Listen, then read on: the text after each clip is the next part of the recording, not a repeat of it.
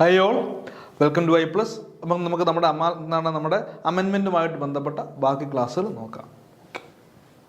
അപ്പോൾ നമ്മൾ ഇനി പഠിക്കാൻ പോകുന്നത് amendment in section 14. Section 14 amendments ആണ് നമ്മൾ ഇനി പഠിക്കാൻ പോകുന്നത് കേട്ടോ. 14 നോക്കാം.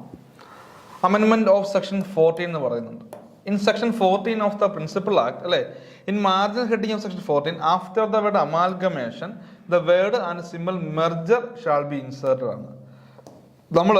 നമുക്ക് transfer of asset and liabilities, amalgamation ഒക്കെ പഠിച്ചിട്ടുണ്ട് അല്ലേ. Transfer of asset and liabilities, ഡിവിഷന്, അമാൽഗമേഷൻ എന്ന് പറഞ്ഞ് പഠിച്ചിട്ടുണ്ട്.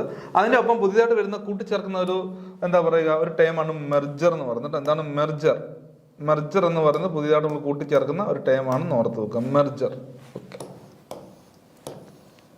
ഓക്കെ പറയാണ് in marginal heading of section 14 after the word amalgamation. ഇപ്പൊ അമാൽഗമേഷന് ശേഷം നമ്മൾ മെർജർ എന്നുള്ള പദം കൂടെ ആഡ് ചെയ്യണം. ഓക്കെ പറയുന്നുണ്ട്. In the words and simple അല്ലെ, a society may the words and simple with prior approval of the registrar. അതായത് ഓർത്തു വെക്കണം, എന്നാണ് ഒരു സംഘത്തിന് രജിസ്ട്രാറിന്റെ പ്രയർ മുൻകൂട്ടിയുള്ള അനുമതിയോടുകൂടി എന്ത് ചെയ്യാൻ പറ്റും? For the words 2/3 the word simple shall be substitute പറയാണ്. എന്താ അർത്ഥം നോക്കുക? വിത്ത് the prior approval of the registrar shall be inserted and for the words 2/3 the word simple shall be substitute പറഞ്ഞിട്ട് നമുക്ക് വളരെ വിശദമായിട്ട് നോക്കാം എന്താ അർത്ഥമാക്കുന്നത് അല്ലേ. ഓക്കെ, അപ്പം ആദ്യം പറഞ്ഞത് അതിന്റെ കാര്യങ്ങളാണ്, എങ്ങനെയാണ് നിയമത്തിൽ വരുന്നത്. നമുക്ക് ഇനി ഇവിടെ വന്നിട്ട് നോക്കിയാൽ മതി. എന്താണ്? Notwithstanding anything to the contrary contained in any other law in force in the rules or in the bylaw of a society, one or more societies എന്ത് ചെയ്യാൻ പറ്റും? One or more society may merge with any other society by a resolution passed by simple majority at the general body meeting of each such society എന്ന് ഓർത്ത് വെക്കുക. Okay, അപ്പൊ നമ്മൾ ഓർത്ത് വെക്കുന്ന വളരെ പ്രധാനപ്പെട്ട കാര്യമാണ്. ഒന്നോ അതിലധികമോ സംഘത്തിന് കേട്ടോ, അതായത് നമ്മുടെ നമ്മുടെ നിലവിലുള്ള നിയമങ്ങളൊക്കെ എന്ത് തന്നെ പറഞ്ഞാലും ആക്ടുകളൊക്കെ എന്ത് തന്നെ പറഞ്ഞാലും ഇവിടെ പറയുകയാണ്. നോക്കിയേ, one or more society may merge with any other society by a resolution passed by simple majority at the general body meeting of each such society എന്ന് ഓർത്ത് വെക്കുക. ഓക്കെ, വളരെ പ്രധാനപ്പെട്ടതാണ്. എന്താണ് അർത്ഥമാക്കുക? എന്ത് തന്നെ പറഞ്ഞാലും പറയുകയാണ്. എന്താണ്? വൺ ഓർ മോർ സൊസൈറ്റി, ഒന്നോ അതിലധികമോ സംഘങ്ങൾക്ക് may merge with any other society, അതായത് ഒന്നോ അതിലധികമോ സംഘത്തിന് മറ്റേതൊരു സംഘവുമായിട്ട് മെർജ് ചെയ്യാം അല്ലേ. എങ്ങനെയാണ്? ഒരു റെസൊല്യൂഷൻ പാസ്സാക്കണം. By a resolution passed by simple majority at the general body meeting of each such society. ആ രണ്ട് സംഘങ്ങളുടെയും ജനറൽ ബോഡിയുടെ റെസൊല്യൂഷൻ പാസ്സാക്കണം. മെർജ് ചെയ്യുന്നതും ഏത് സംഘത്തിലേക്കാണ് മെർജ് ചെയ്യാൻ പോകുന്നത് ആ സംഘവും ഏത് സംഘമാണ് മെർജ്. ഫോർ എക്സാമ്പിൾ പറയുകയാണെങ്കിൽ എ എന്ന് പറഞ്ഞ സംഘം ബി എന്ന് പറഞ്ഞ സംഘത്തിലേക്കാണ് മെർജ് ചെയ്യാൻ പോകുന്നതെങ്കിൽ, എ എന്ന് പറയുന്ന സംഘം ബി എന്ന് പറയുന്ന സംഘത്തിലേക്കാണ് മെർജ് ചെയ്യാൻ പോകുന്നതെങ്കിൽ എന്ത് ചെയ്യണം? ഇതിന്റെ ജനറൽ ബോഡിയിലും പാസ്സാക്കണം, ഇതിന്റെ ജനറൽ ബോഡിയിലും പാസ്സാക്കണം കേട്ടോ. Okay, provided that before effecting such merger a resolution of the society with whom it has to be merged shall give approval permitting such merger by a resolution passed by simple majority of the general body meeting of such society. അതായത് provided that before effecting such a merger, ഈ merger effect ചെയ്യുന്നതിന് മുൻപായിട്ട് എന്ത് ചെയ്യണം? Resolution of the society with whom it has to be merged shall give its approval permitting such a merger by a resolution passed by simple majority of the general body meeting of such society. അതായത് ഏത് സംഘത്തിലേക്കാണോ merge ചെയ്യാൻ പോകുന്നത്, A എന്ന് പറഞ്ഞ സംഘം B എന്ന് പറഞ്ഞ സംഘത്തിലേക്ക് merge ചെയ്യാൻ പോവുകയാണെങ്കിൽ ആ ബി എന്ന് പറഞ്ഞ സംഘത്തിന് അനുമതി കിട്ടണം. ഓക്കെ, അവർ മെർജ് ചെയ്യുകയാണെങ്കിൽ നമുക്ക് മെർജ് ചെയ്യിക്കാം എന്നുള്ള അനുമതി അവരുടെ ജനറൽ ബോഡിയിൽ സിമ്പിൾ മജോറിറ്റിയിൽ പാസ്സാവണം. പിന്നെ പറയാണ് in subsection 3 for the words figure and simple or subsection 2 the simple words and figure. Okay, ഓർത്ത് നോക്കുക. ഫോർ ദ വേർഡ്സ് എന്താണ്? Transfer, division or amalgamation, amalgamation, merger, transfer or division shall be substituted എന്ന് ഓർത്ത് നോക്കുക. അത് വളരെ പ്രധാനപ്പെട്ടതെന്ന് പറഞ്ഞത് amalgamation, merger, transfer or division എന്ന് ഓർത്ത് വെക്കുക. അതാണ് ഇനി ഇതിൽ പഠിക്കുന്നത് കേട്ടോ. Amalgamation, merger, transfer or division shall be substituted എന്ന് ഓർത്ത് വെക്കുക. ഇതിനൊക്കെ മുൻപായിട്ട് എന്താണ് പറയുക? ഇവിടെ വീണ്ടും ഇതൊരു കറക്റ്റ് നിയമപരമായ ടൈമിൽ പറയുന്നതുകൊണ്ടാണ് നിങ്ങൾക്ക് സംശയം ഉണ്ടാകാം, എങ്കിലും പ്രോപ്പറായിട്ട് കേട്ടിരിക്കുക. അതായത് നമ്മൾ ഈ 2/3 മജോറിറ്റി എന്നൊക്കെ പറഞ്ഞില്ലായിരുന്നോ? നേരത്തെ 2/3 മജോറിറ്റി വേണമെന്ന് പറയുന്നുണ്ടായിരുന്നെങ്കിൽ ഇപ്പോൾ സിമ്പിൾ മജോറിറ്റി മതി എന്തിനും. ഓക്കെ, നേരത്തെ 2/3 മജോറിറ്റി പറയുന്നുണ്ട്. നോക്കിയേ, society may with prior approval of the registrar അല്ലേ. എങ്ങനെയാണ്? 2/3 മജോറിറ്റി എന്നുള്ളത് മാറ്റി വെറും സിമ്പിൾ മജോറിറ്റി മതി. നേരത്തെ നമുക്ക് അതിൻ്റെ ജനറൽ ബോഡി 2/3 മെജോറിറ്റി പാസ്സാക്കിയെങ്കിൽ മാത്രം amalgamation, transfer of asset and liabilities, ഡിവിഷനൊക്കെ പറ്റുമെന്നുണ്ടായിരുന്നെങ്കിൽ ഇപ്പോൾ ഒരു സിമ്പിൾ മെജോറിറ്റി മതി എന്ന് ഓർത്തു കേട്ടോ. ഇപ്പോൾ എന്ത് മതി? ആ സിമ്പിൾ മെജോറിറ്റി മതി എന്ന് ഓർത്തു. 2/3 മാറ്റിക്കൊണ്ട് സബ്സ്റ്റിറ്റ്യൂട്ട് ചെയ്യുകയാണ്. 2/3 സിമ്പിൾ എന്നാക്കി സബ്സ്റ്റിറ്റ്യൂട്ട് ചെയ്യുമെന്ന് ഓർത്തു വെക്കുക. പിന്നെ രജിസ്ട്രാറിന്റെ പ്രയർ അപ്രൂവൽ വേണമെന്ന് ഓർത്തു വെക്കുക. രജിസ്ട്രാറിന്റെ പ്രയർ അപ്രൂവൽ വേണം. ഇതിലേതിനാണെങ്കിലും രജിസ്ട്രാറിന്റെ പ്രയർ അപ്രൂവലും വേണം എന്ന് ഓർത്തു വെക്കുക. പിന്നെയാണ് നമ്മൾ മെർജർ എന്നുള്ള പദം കൂട്ടിച്ചേർക്കുന്നത് ഓർത്തു വെക്കുക കേട്ടോ. ഞാൻ നിയമത്തിൽ പറഞ്ഞത് എങ്ങനെയാണോ അതുകൊണ്ടാണ് നിങ്ങൾക്ക് ഇച്ചിരി ബുദ്ധിമുട്ട് വരുന്നത് കേട്ടോ. നിയമത്തിൽ എങ്ങനെയാണോ പറയുന്നത് അതുപോലെ തന്നെയാണ് നമ്മളിവിടെ ക്ലാസ് കൊടുക്കുന്നത്. എങ്ങനെയാണ് അമെൻമെന്റിന്റെ ആ റൂളുകളിൽ പറയുന്നത് അതേ രീതിയിൽ തന്നെ പറയുന്നുണ്ട്. സൊസൈറ്റിക്ക് എങ്ങനെയാണ് ആ രജിസ്ട്രാറിന്റെ മുൻകൂട്ടിയുള്ള അനുമതിയോട് കൂടി മാത്രമേ എന്ത് ചെയ്യാൻ പറ്റുകയുള്ളൂ, സംഘത്തിന് അവരുടെ ജനറൽ ബോഡിയിൽ സിമ്പിൾ മെജോറിറ്റിയിൽ എന്ത് ചെയ്താൽ മതി, റെസൊല്യൂഷൻ പാസ്സായിക്കൊണ്ട് ഇതിലേത് അമാൽഗമേഷന്, ഡിവിഷന്, transfer of asset and liabilities, പിന്നെ പുതിയതായിട്ട് കൂട്ടിച്ചേർന്ന മെർജറും ചെയ്യാൻ പറ്റുകയുള്ളൂ എന്ന് ഓർത്ത് വെക്കുക. ഇത്തരം കാര്യങ്ങളാണ് ഇവിടെ ഓർത്ത് വെക്കുക. വേറെ കാര്യമായിട്ടൊന്നും പഠിക്കാനില്ല കേട്ടോ. ഓക്കെ. പിന്നെ അവർ വേറൊരു കാര്യം കൂട്ടിച്ചേർക്കുന്നുണ്ട്. Detailed scheme of transfer of asset and liabilities and the scheme for merger as the case may be prepared with society and approved by the registrar as per subsection 1, subsection 2, subsection 2A shall be published by the registrar and the society എന്ന് പറയുന്നത്. അതായത് ഈ transfer of asset and liabilities, അതുപോലെ തന്നെ merger അല്ലെ, transfer of asset and liabilities, അതുപോലെ എന്താണ് scheme merger ഒക്കെ സംബന്ധിച്ച് as the case may be എന്ത് ചെയ്യണം, സംഘം നോക്കിയേ, as the case may be prepared by the society and approved by the registrar. അപ്പോൾ ഇതിനെക്കുറിച്ചുള്ള ഡീറ്റെയിൽഡ് ആയിട്ടുള്ള സ്കീം കേട്ടോ. ഈ transfer of asset and liabilities, നമുക്കറിയാം ഒരു സംഘം അതിന്റെ അസറ്റോ ലയബിലിറ്റിയോ പൂർണ്ണമായിട്ടോ ഭാഗികമായിട്ടോ മറ്റൊരു സംഘത്തിലേക്ക് ട്രാൻസ്ഫർ ചെയ്യുക അല്ലേ. ഒരു സംഘത്തിന് അതിന്റെ അസറ്റ് ആൻഡ് ലയബിലിറ്റീസ് പൂർണ്ണമായിട്ടോ ഭാഗികമായിട്ടോ മറ്റു സംഘങ്ങളിലേക്ക് ട്രാൻസ്ഫർ ചെയ്യാമെന്ന് ഉറപ്പ്. അപ്പോൾ അതുമായി ബന്ധപ്പെട്ട ഡീറ്റെയിൽഡ് സ്കീം എന്ത് ചെയ്തിരിക്കണം, നമ്മൾ സെറ്റ് ചെയ്യണമെന്ന് പറയുക കേട്ടോ. ഡീറ്റെയിൽഡ് സ്കീം, അതാ detailed scheme of transfer of asset and liabilities and the scheme of merger അല്ലേ. സ്കീം മെർജറിന്റെയും ട്രാൻസ്ഫർ ഓഫ് അസറ്റ് ആൻഡ് ലയബിലിറ്റീസിന്റെ ഡീറ്റെയിൽഡ് സ്കീം ആര് പ്രിപ്പയർ ചെയ്യണം, സംഘം പ്രിപ്പയർ ചെയ്യണം കേട്ടോ. സഹകരണം ആ സംഘം ഏത് സംഘമാണോ അത് ചെയ്യുന്നത്, ആ സംഘം ഡീറ്റെയിൽഡ് സ്കീം പ്രിപ്പയർ ചെയ്തതിനു ശേഷം എന്ത് ചെയ്യണം, and approved by the registrar, രജിസ്ട്രാറിന്റെ കയ്യിൽ നിന്ന് അപ്രൂവലും മേടിക്കണം എന്ന് ഓർത്ത് വെക്കുക. ഡീറ്റെയിൽഡ് സ്കീം പ്രിപ്പയർ ചെയ്യുക, പിന്നെ രജിസ്ട്രാറിന്റെ അതിന്റെ അപ്രൂവലും മേടിക്കണം എന്ന് ഓർത്ത് വെക്കുക. എന്നിട്ട് എന്ത് ചെയ്യണം, രജിസ്ട്രാറും സൊസൈറ്റി അത് പബ്ലിഷ് ചെയ്യണം. രജിസ്ട്രാറും സൊസൈറ്റിയും ആ ഡീറ്റെയിൽഡ് സ്കീം സൊസൈറ്റി എന്ത് ചെയ്യണം, പ്രിപ്പയർ ചെയ്തിട്ട് രജിസ്ട്രാറിൽ നിന്ന് അനുമതി മേടിക്കണം. എന്നിട്ട് പറയുന്നുണ്ട് അതെന്ത് ചെയ്യണം, അത് പ്രോപ്പറായിട്ട് പബ്ലിഷ് ചെയ്യണം എന്ന് പറഞ്ഞാൽ shall be published by the registrar and the society, shall be published by the registrar and the society എന്ന് ഓർത്ത് വെക്കുക. Okay, published by the registrar and the society എന്ന് ഓർത്ത് വെക്കുക കേട്ടോ. ഈ കാര്യങ്ങൾ ഒന്ന് ഓർത്ത് വെച്ചേക്കുക. ഓക്കെ, ഇത്തരം കാര്യങ്ങളാണ് പറയുന്നത്. ഇനി സെക്ഷൻ 14A അമെൻമെന്റ് ആണ്. സെക്ഷൻ 14A അമെൻമെന്റ് ആണെന്ന് ഓർത്ത് വെക്കുക. ഓക്കെ, അപ്പൊ സെക്ഷൻ 14 പഠിച്ചു. സെക്ഷൻ 14A കാര്യമാണ് പറയുക. എന്താണ് 14A പറഞ്ഞത്? Section 14A of the principal act after subsection 2, subsection 2 ശേഷം എന്ത് ചെയ്യണം, the following subsections shawl be added. താഴെ പറഞ്ഞ സബ്സെക്ഷൻസ് നമ്മൾ ആഡ് ചെയ്യണം. അതായത്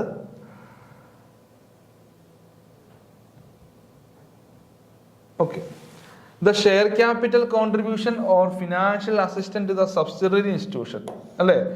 the share capital contribution or financial assistance to the subsidiary, നമ്മുടെ സബ്സിഡിയറി ഇൻസ്റ്റിറ്റ്യൂഷൻസിനെ കുറിച്ചാണ് പറയുക അല്ലേ. നമ്മുടെ സബ്സിഡിയറി ആയിട്ടുള്ള ഇൻസ്റ്റിറ്റ്യൂഷൻ, നീതി മെഡിക്കൽ സ്റ്റോർ, വളം ഡിപ്പോയ്, സൂപ്പർ മാർക്കറ്റുകൾ, കൺസ്യൂമർ സ്റ്റോറുകളെ കുറിച്ചാണ് പറയുക. അപ്പോൾ the share capital contribution or financial assistance to the subsidiary institution shall be met from the balance net profit of the society as provided under subsection 2 of section 56. ഇപ്പൊ section 56 വകുപ്പ് 56 disposal of net profit ആണ് അതിനെക്കുറിച്ച് പറയുന്നത്. അപ്പൊ ഇവിടെ പറയുന്ന കാര്യം നമുക്ക് വേണമെങ്കിൽ സബ്സിഡിയറി ഇൻസ്റ്റിറ്റ്യൂഷന് ഷെയർ ക്യാപിറ്റൽ, നമുക്കൊരു സംഘമുണ്ട്, സംഘത്തിന് ഒരു സബ്സിഡിയറി ഇൻസ്റ്റിറ്റ്യൂഷൻ ഉണ്ട്.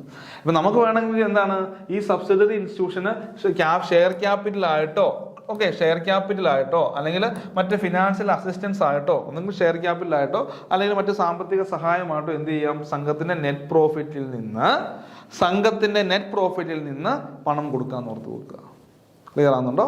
അതാ പറയുക, share capital contribution or financial assistance to the subsidiary institution. അതായത് സബ്സിഡിയറി ഇൻസ്റ്റിറ്റ്യൂഷന് ഷെയർ ക്യാപിറ്റൽ കോൺട്രിബ്യൂഷൻ ആയിട്ടോ അല്ലെങ്കിൽ ഫിനാൻഷ്യൽ അസിസ്റ്റൻസ് ആയിട്ടോ സബ്സിഡിയറി ഇൻസ്റ്റിറ്റ്യൂഷന് സംഘത്തിന്റെ നെറ്റ് പ്രോഫിറ്റിന്റെ അല്ലെ 56 ഡിസ്പോസൽ ഓഫ് നെറ്റ് പ്രോഫിറ്റിന്റെ ബാലൻസ് ആയിട്ട് ഫണ്ട് ഉണ്ടെങ്കിൽ അത് കൊടുക്കാന്ന് ഓർത്ത് പോകുക കേട്ടോ, കൊടുക്കാന്ന് ഓർത്ത് പോകുക. പിന്നെ പറയാണ്, and any further investment in subsidiary institution from the society or bank other than share capital shall be released as a loan as per the norms as may be specified by the registrar. ഇപ്പൊ share capital contribution ആയിട്ട് നമുക്ക് നൽകാം. അതായത് ഇപ്പൊ എനിക്ക് എന്താണ്, ഇപ്പൊ നമ്മൾക്ക് ഒരു സൊസൈറ്റി ഉണ്ട്, ആ സംഘത്തിന് ഒരു സബ്സിഡിയറി ഇൻസ്റ്റിറ്റ്യൂഷൻ ഉണ്ട്. വേണമെങ്കിൽ നമ്മുടെ നെറ്റ് പ്രോഫിറ്റിൽ നിന്ന് ഒന്നെങ്കിൽ ഷെയർ ക്യാപിറ്റലായിട്ട് നൽകാം.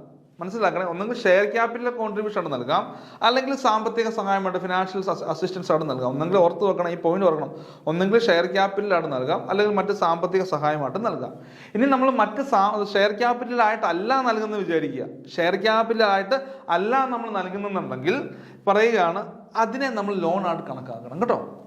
അതിനെ നമ്മൾ ലോൺ ആയിട്ട് കണക്കാക്കണം. അതാ പറയുക, നോക്കിയേ, any further investment in subsidiary institution from the society or bank, അല്ലേ, from the society or bank other than share capital. അപ്പോൾ ഷെയർ ക്യാപിറ്റൽ അല്ലാതെയാണ് നമ്മൾ അവിടെ ഇൻവെസ്റ്റ്മെന്റ് നടത്തുക, അല്ലെ, ഇനി അവിടെ സഹായം നൽകുക എന്നുണ്ടെങ്കിൽ അതിനെ നമ്മൾ ലോൺ ആയിട്ട് കണക്കാക്കണം. Shall be released as a loan as per the norms as may be specified by the registrar.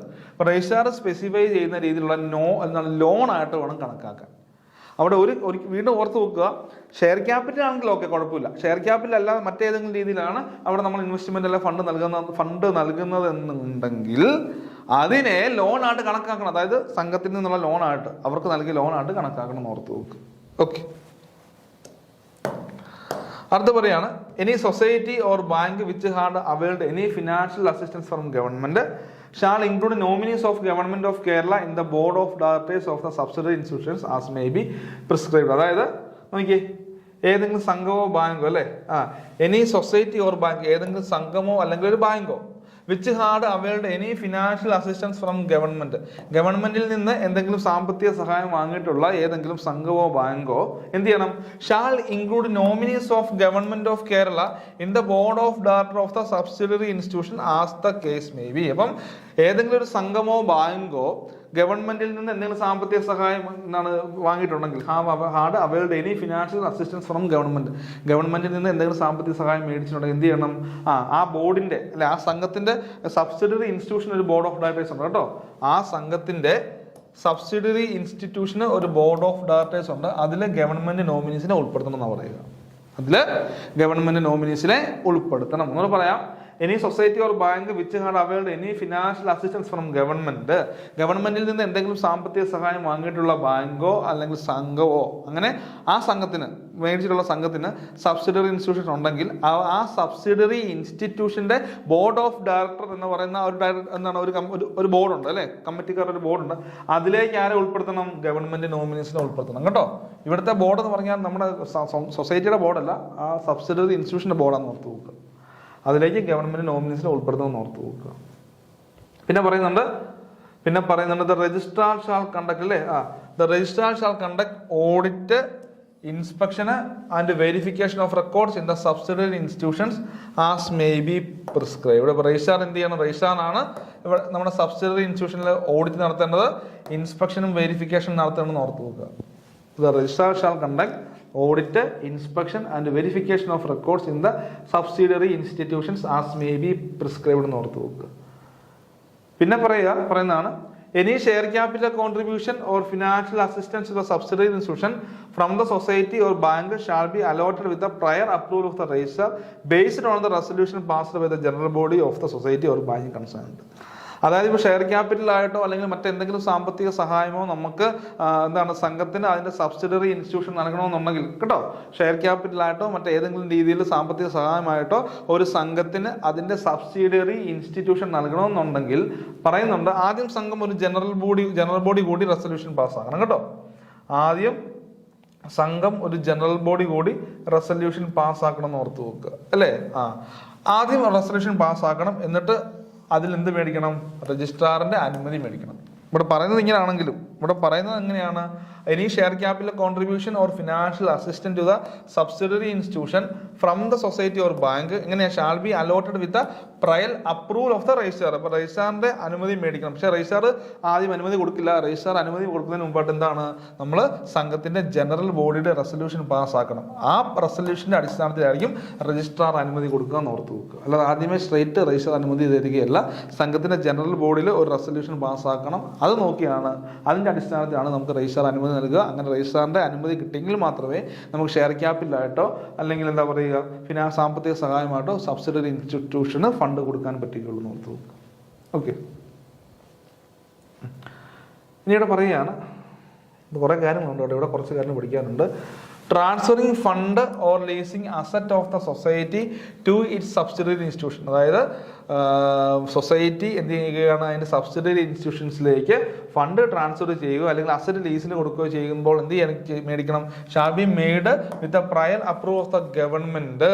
അങ്ങനെയാണ്, ഗവൺമെന്റ് പ്രയർ അപ്രൂവൽ മേടിക്കണം. കേട്ടെ, എങ്ങനെയാണ്, based on the resolution passed by the general body of the society or bank. അപ്പം സംഘത്തിന്റെ സൊസൈറ്റിയോ അല്ലെങ്കിൽ ബാങ്കോ അല്ലെ സൊസൈറ്റിയോ അല്ല ബാങ്കിന്റെ ജനറൽ ബോഡി പാസ്സാക്കിയ റെസൊല്യൂഷന്റെ അടിസ്ഥാനത്തിലായിരിക്കും ഗവൺമെന്റ് അപ്രൂവൽ നൽകുക. അങ്ങനെ ഫണ്ട് കൊടുക്കണമെങ്കിലോ അല്ലെങ്കിൽ സബ്സിഡറി ഇൻസ്റ്റിറ്റ്യൂഷന് നമ്മൾ അസറ്റ് എന്ത് ചെയ്യുക ലീസ് ചെയ്യണമെന്നുണ്ടെങ്കിൽ പറയുന്നുണ്ട് ഗവൺമെന്റിന്റെ അനുമതി മേടിക്കണം. ഗവൺമെന്റിന്റെ അനുമതി മേടിക്കുന്നതിന് മുമ്പായിട്ട് സംഘത്തിന്റെയോ അല്ലെങ്കിൽ ആ ബാങ്കിന്റെയോ ജനറൽ ബോഡി കൂടി റെസൊല്യൂഷൻ പാസ്സാക്കണം. ഓക്കെ, ക്ലിയർ അല്ലേ? ഇത്തരം കാര്യങ്ങളൊക്കെ ഇനിയും പറയാണ്. After the existing subsection 3 the following subsection shall be added. Okay, താഴെ പറയുന്ന ഫോളോയിങ് സബ്സെക്ഷൻസ് ആഡ് ചെയ്യുന്നുണ്ട്. പറയാണ്, notwithstanding anything contained in the foregoing portion of this section, no subsidiary institution shall be promoted under this section on or after the commencement of the KCS അമെൻമെന്റ് act 2023. അതായത് ഈ ഒരു എന്താ പറയുക, അമെൻമെന്റ് act 2023 വന്നതിന് ശേഷം അല്ലെ, ഈ അമെൻമെന്റ് ആക്ട് വന്നതിന് ശേഷം ഓൾറെഡി വന്നു, ഇത് വന്നതിന് ശേഷം എന്താണ് പറയുകയാണ്, no subsidiary institution shall be promoted under this section. അതായത് ഇനി സബ്സിഡറി ഇൻസ്റ്റിറ്റ്യൂഷൻ പ്രൊമോട്ട് ചെയ്യാൻ പാടില്ലെന്നാണ്. ഇനി എന്ത് ചെയ്യാൻ പാടില്ല, സബ്സിഡറി ഇൻസ്റ്റിറ്റ്യൂഷൻസ് പ്രൊമോട്ട് ചെയ്യാൻ പാടില്ല. No subsidiary institution shall be promoted under this section on or after the commencement of the KCS act 2023. അതൊന്ന് ഓർത്ത് വെച്ചത്. ഓക്കെ, അത് ക്ലിയർ ആയി നമ്മൾ ഓർത്ത് വെച്ചത്. അതായത് ഈ അമെൻമെന്റ് ആക്ട് വന്നതിന് ശേഷം ഇനി നമ്മൾ സബ്സിഡറി ഇൻസ്റ്റിറ്റ്യൂഷനെ പ്രൊമോട്ട് ചെയ്യരുത്. കാരണം ഇത് പൊതുവെ നഷ്ടമാണ്. ഈ സംഭവം നമ്മൾ ഓർക്കുന്ന പോലെ ഈ സംഭവം ഭയങ്കര നഷ്ടമാണ്. അഥവാ നമ്മൾ എടുക്കുന്ന പണിക്ക് അനുസൃതമായിട്ടുള്ള ഒരു ലാഭം നമുക്ക് കിട്ടത്തില്ല. പല ബാങ്കുകളിലും ഇപ്പം നീതി സ്റ്റോറൊക്കെ ആണെങ്കിലും നീതി മെഡിക്കൽ സ്റ്റോറൊക്കെ ആണെങ്കിലും എടുക്കുന്ന ആ ഒരു എഫേർട്ടിന് അനുസൃതമായിട്ടുള്ള വരുമാനങ്ങൾ കിട്ടുന്നില്ലെന്ന് ഓർത്ത് നോക്കുക. ഇവിടെ ഓർത്ത് നോക്കുക എന്താണ്, notwithstanding anything contained in the foregoing provision of this section, no subsidiary institution shall be promoted under this section on or after the commencement of the KCS അമെൻമെന്റ് act 2023 and the existing subsidiary institution registered and working immediately before the commencement of the KCS അമെൻമെന്റ് act 2023 shall continue its operation subject to the foregoing provision in subsection 1, 2, 3 and in the manner as may be prescribed എന്ന് പറയുന്നത്. അതായത് നിലവിലുള്ള ഈ act, ഈ അമെൻമെന്റ് act വരുന്നതിന് മുൻപ് നിലവിലുള്ള, അതായത് ഈ ആക്ട് വന്നതിന് ശേഷം നമ്മളൊന്നും പ്രൊമോട്ട് ചെയ്യാൻ പാടില്ല.